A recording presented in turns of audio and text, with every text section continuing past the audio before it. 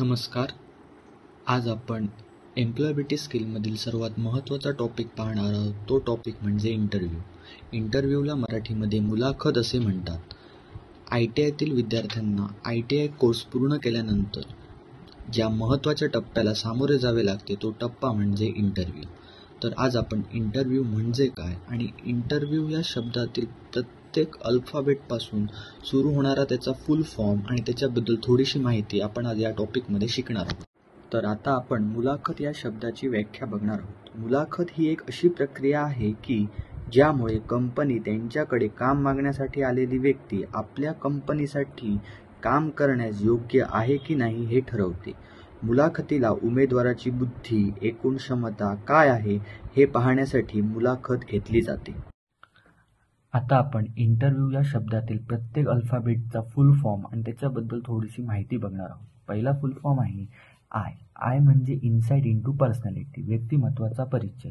उमेदवाराच्या अर्जामधून त्याचे कौटुंबिक, सामाजिक, शैक्षणिक क्षमता समजली जाते व व्यक्तिमत्वाचा खरा परिचय हा प्रश्न उत्तरातून होत असतो.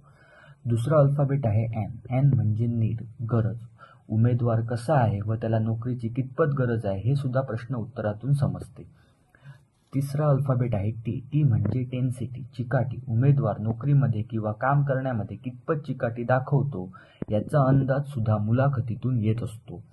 चौथा अल्फाबेट आहे ई म्हणजे इव्हॅल्युएटिंग नेचर, यालाच मूल्यांकन स्वभाव असे म्हणतात. उमेदवाराची विचार करण्याची क्षमता यामध्ये पाहिली जाते व व्यवसायातील एखादी समस्या उमेदवाराला सांगून त्यावर त्याचे मत विचारात घेतले जाते.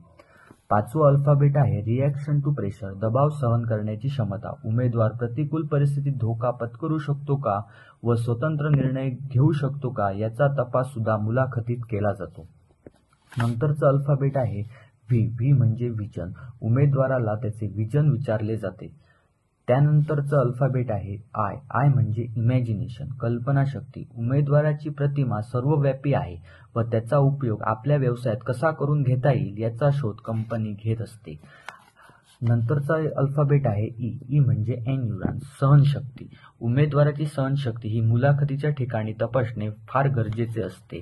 नंतरचा अल्फाबेट आहे डब्ल्यू म्हणजेच विलिंग टू टेक रिस्पॉन्सिबिलिटी म्हणजेच जबाबदारी घेण्याची तयारी. उमेदवार कंपनीत नोकरीला लागल्यानंतर जबाबदारी घेऊ शकतो का याची पाहणी मुलाखतीत करणे फार गरजेचे असते.